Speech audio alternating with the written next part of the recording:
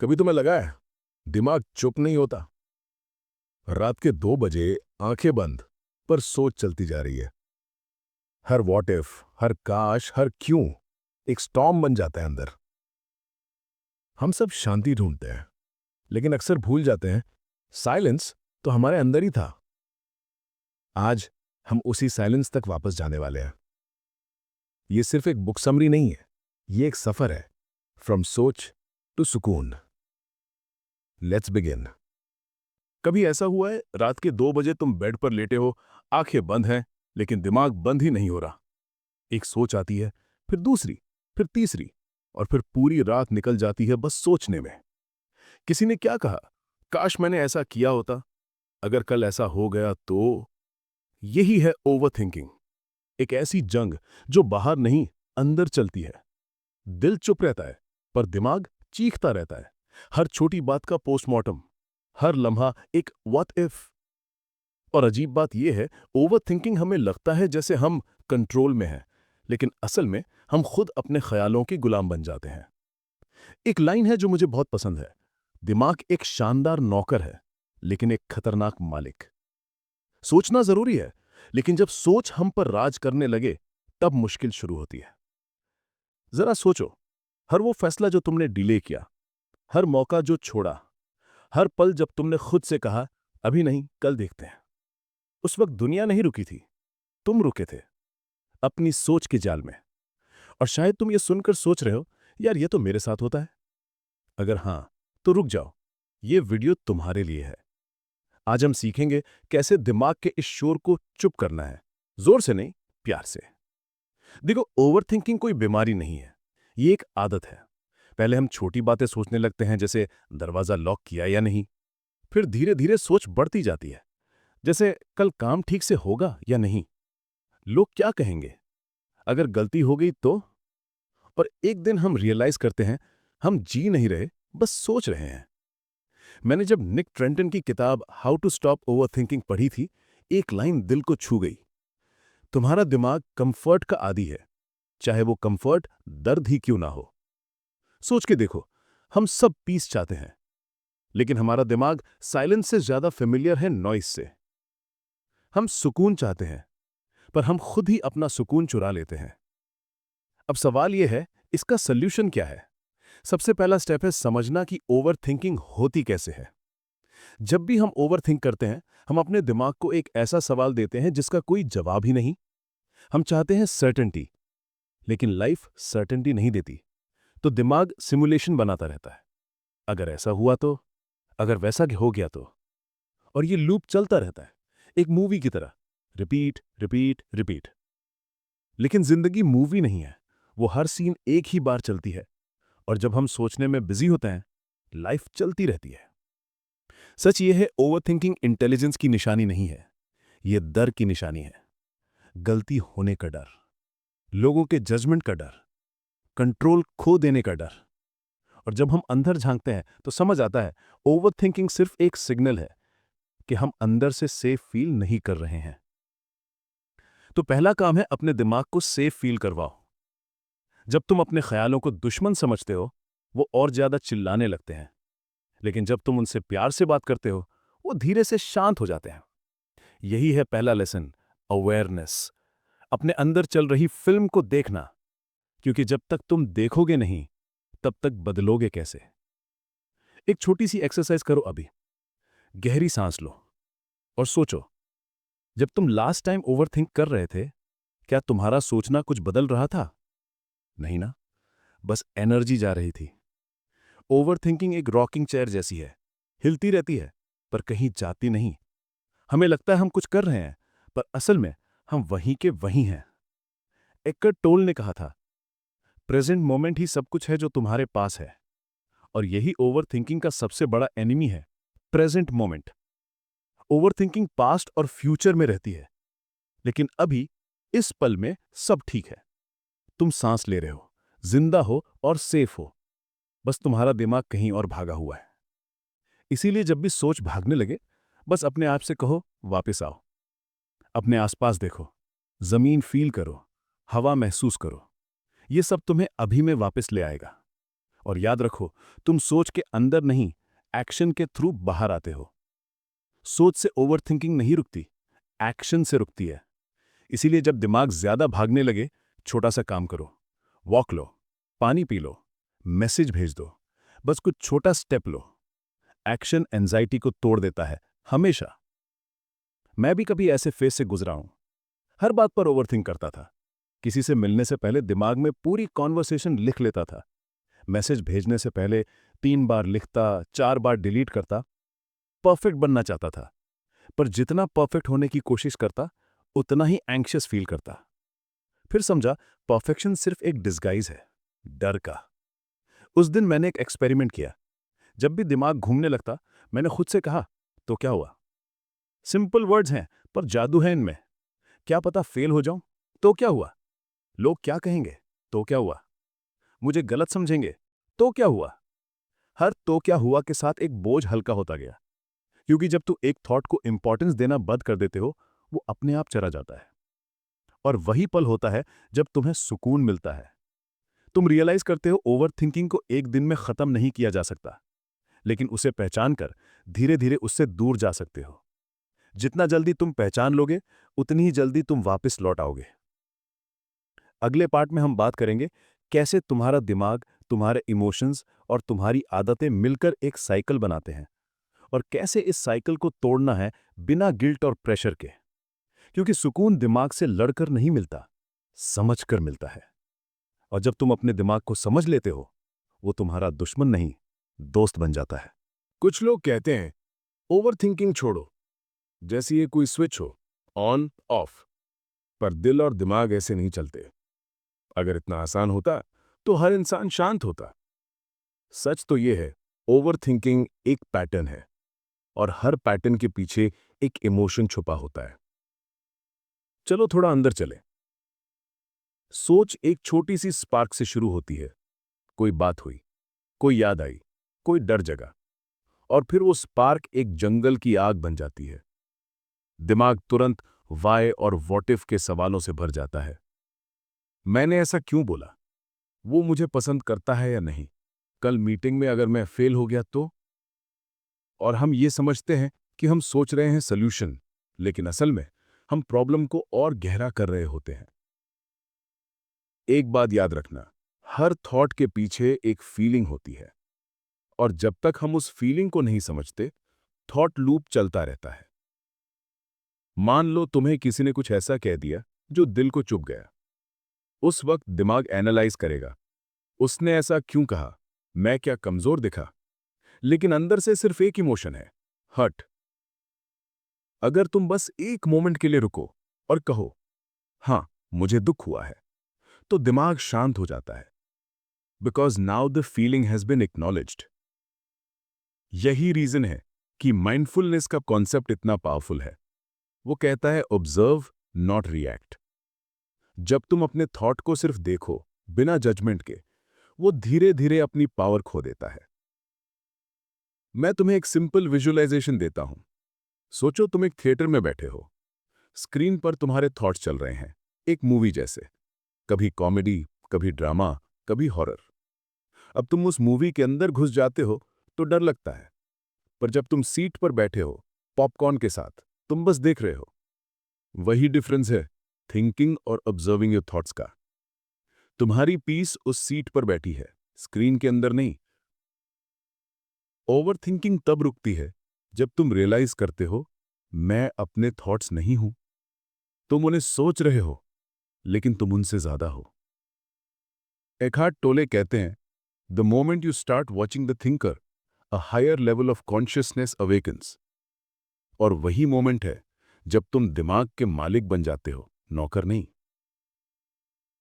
अब चलो प्रैक्टिकल हो जाते हैं, क्योंकि अवेयरनेस के बाद अगला स्टेप है ब्रेक द साइकिल। हर ओवर थिंकर का एक फिक्स लूप होता है। सोच, इमोशन, रिएक्शन, गिल्ट, दोबारा सोच। यह साइकिल ऐसे ही चलता रहता है।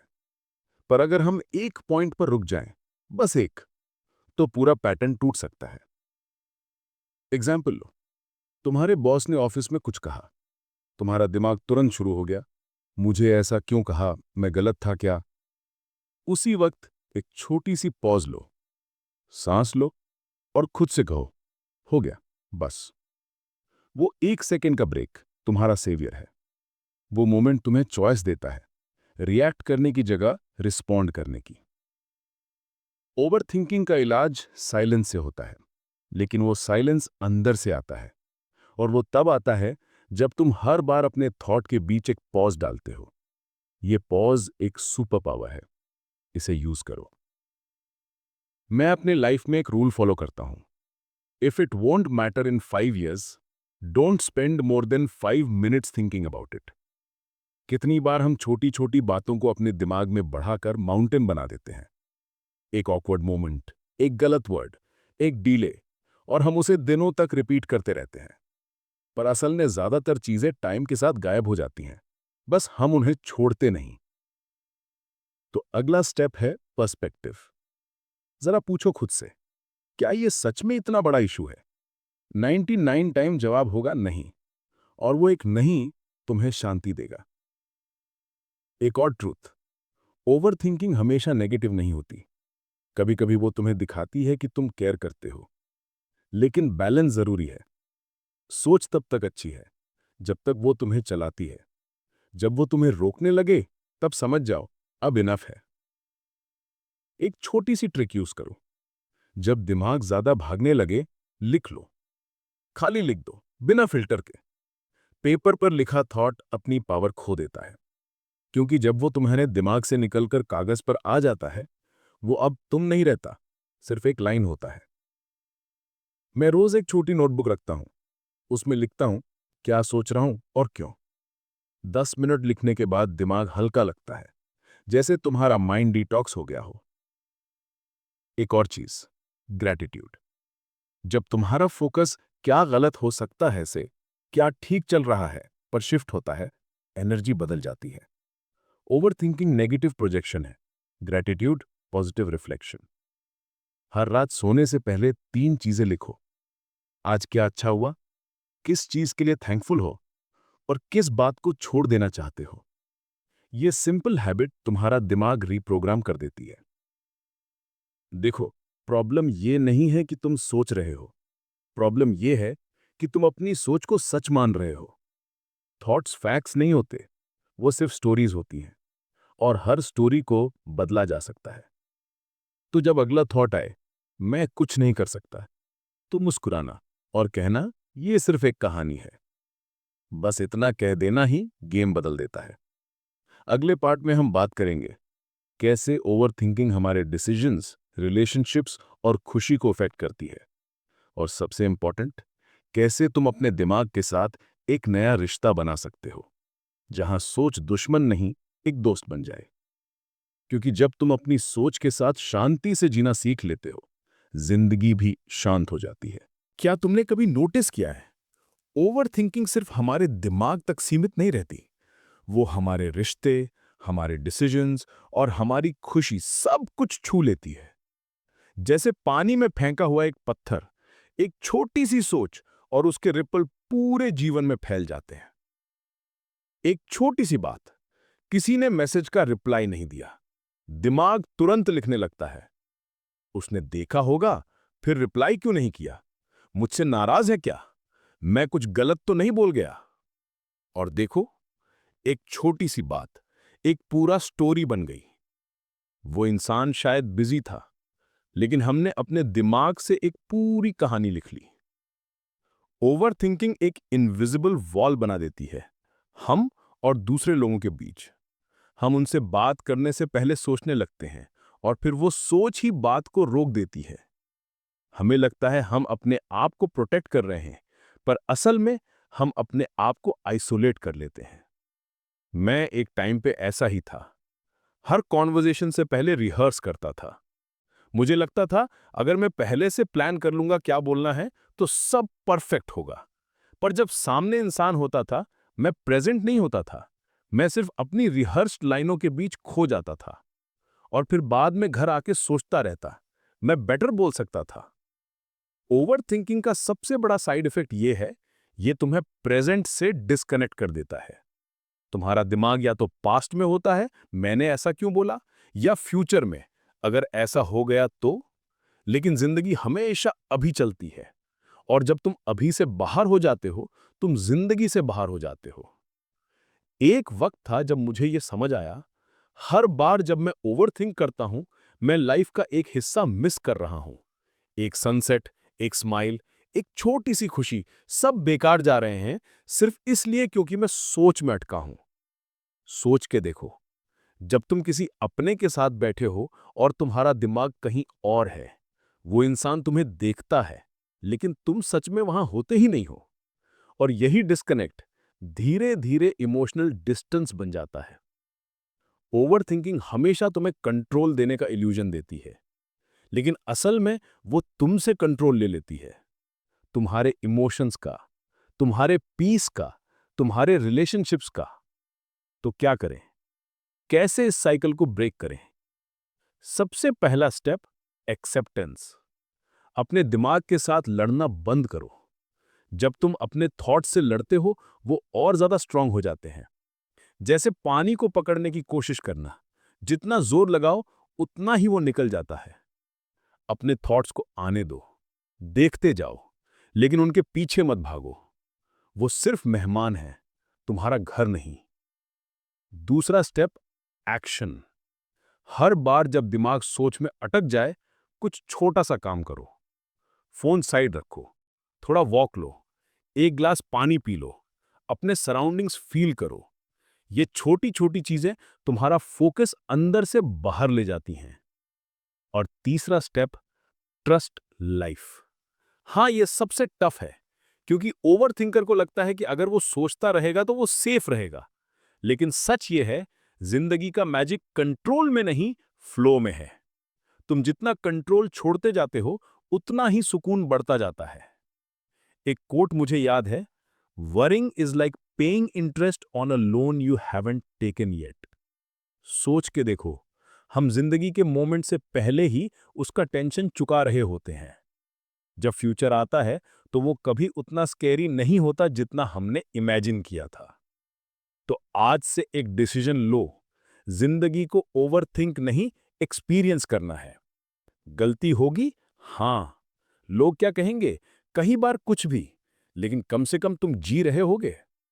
और जब तुम जीने लगते हो, ओवरथिंकिंग अपने आप पीछे रह जाती है, क्योंकि लाइफ के मोमेंट इतने खूबसूरत होते हैं कि दिमाग के पास उन्हें एनालाइज करने का टाइम ही नहीं होता। एक और ट्रिक है, डेलिब्रेट इम्परफेक्शन। हर दिन कुछ ऐसा करो जिसमें गलती होने की पूरी पॉसिबिलिटी हो।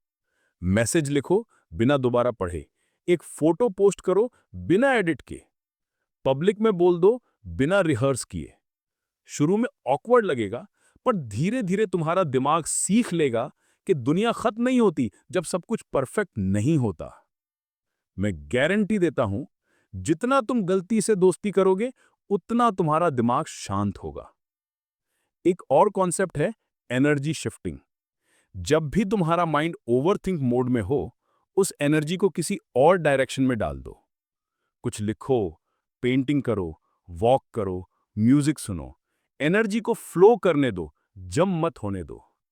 क्योंकि जब एनर्जी फ्लो करती है, थॉट्स थम जाते हैं, और जब थॉट्स थम जाते हैं, जिंदगी महसूस होने लगती है। ओवरथिंकिंग के छुपकर बैठी वजह हमेशा सेम होती है, ट्रस्ट की कमी, खुद पर भी और लाइफ पर भी। और जब तुम ट्रस्ट करना सीख जाते हो, अपने प्रोसेस पर, अपने सफर पर, तुम्हारा दिमाग शांत हो जाता है। अगला पार्ट इसी पर होगा, कैसे ट्रस्ट और एक्सेप्टेंस मिलकर तुम्हें ओवरथिंकिंग से बाहर निकालते हैं, और कैसे तुम अपनी लाइफ में एक नई क्लैरिटी, एक नया कॉन्फिडेंस ला सकते हो। क्योंकि जब तुम अपने दिमाग पर भरोसा करना सीख जाते हो, वो तुम्हारे खिलाफ नहीं, तुम्हारे साथ चलने लगता है। और वही पल होता है जब सोच से सुकून तक का सफर शुरू होता है। कभी सोचा है, हम जिंदगी से इतना डर क्यों जाते हैं? क्यों हर चीज के पीछे एक यार अगर गलत हो गया तो होता है? शायद इसलिए क्योंकि हम लाइफ को समझने से ज्यादा कंट्रोल करने की कोशिश करते हैं। और जितना ज्यादा कंट्रोल चाहते हैं, उतनी ही ओवरथिंकिंग बढ़ जाती है। एक लाइन मुझे बहुत पसंद है, You don't always need a plan. Sometimes you just need to breathe, trust and let go. कितनी सिंपल है ना? बस सांस लो, थोड़ा भरोसा रखो और छोड़ दो। लेकिन हम क्या करते हैं? हर चीज का प्लान, हर बात का एनालिसिस, हर पल का कंट्रोल। और जब लाइफ अपने तरीके से चलती है, हम स्ट्रेस ले लेते हैं। जैसे हम भगवान से कह रहे हों, आपको नहीं पता, मुझे ज्यादा पता है। पर सच ये है, लाइफ हमेशा अपने रिदम में चलती है। कभी तेज, कभी धीमी, कभी सीधी, कभी टेढ़ी। और तुम्हारा काम है उस रिदम को महसूस करना, ना कि उसे कंट्रोल करना। ओवर थिंकिंग का सबसे बड़ा इलाज है ट्रस्ट। अपने ऊपर, अपनी जर्नी पर और उस यूनिवर्स पर जो हमेशा तुम्हारे साथ है, चाहे तुम्हें लगे या नहीं। मैंने सीखा, कभी कभी जब कुछ प्लान के मुताबिक नहीं होता, तो वो पनिशमेंट नहीं, प्रोटेक्शन होती है। कुछ रास्ते बंद होते हैं ताकि तुम गलत जगह तक ना पहुंच जाओ। हम हर बार क्यों पूछते हैं, ये मेरे साथ क्यों हुआ, मैं ही क्यों? पर जब तुम थोड़ा सा वक्त देते हो, तो समझ आता है, हर क्यों के पीछे एक क्यों की छुपा था। बस वो वक्त से पहले दिखाई नहीं देता। ओवर थिंकिंग तब शुरू होती है जब हम अपने दिमाग के जवाबों पर ओवर ट्रस्ट करते हैं और जिंदगी के प्रोसेस पर अंडर ट्रस्ट। लेकिन जैसे ही ये बैलेंस पलट जाता है, तुम्हें एक अजीब सा सुकून मिलता है। मैं अपनी लाइफ में एक मंत्र फॉलो करता हूं। कुछ चीजें प्लान करनी चाहिए और कुछ चीजें बस होने देनी चाहिए। ये लाइन मुझे हर बार याद दिलाती है कि मैं हर चीज का मालिक नहीं हूं। और जब तुम ये मान लेते हो कि सब कुछ तुम्हारे कंट्रोल में नहीं है, तो दिमाग हल्का हो जाता है। क्योंकि कंट्रोल छोड़ना डिफीट नहीं होता, वो एक रिलीज होता है। एक बार मैं बहुत स्ट्रेस था। हर छोटी चीज ओवर एनालाइज कर रहा था।